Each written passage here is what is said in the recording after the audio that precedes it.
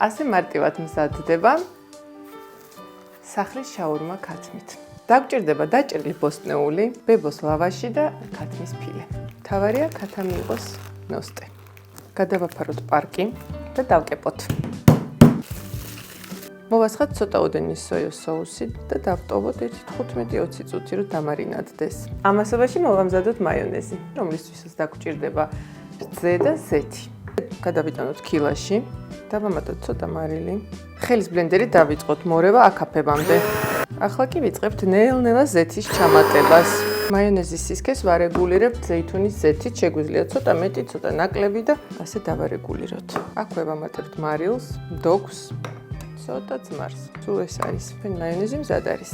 ქათამი დამარინადდა, მოვაყარეთ ცოტა პაპრიკა. შევწვეთ ძალიან ცოტა ხანი ორივე მხრიდან, როგორი ფაფუქი და წვნიანია ჩვენი ქათმის ფილე. ჩავაჭყლიდოთ მაიონეზში ნიორი, დავჭერათ ქათმის ფილე მოგრძო ნაჭრებად, ავიღოთ ბებოს ლავაში, წავუსვეთ მაიონეზი, მოვათავსოთ სასურველი ბოსტნეული, ფილე.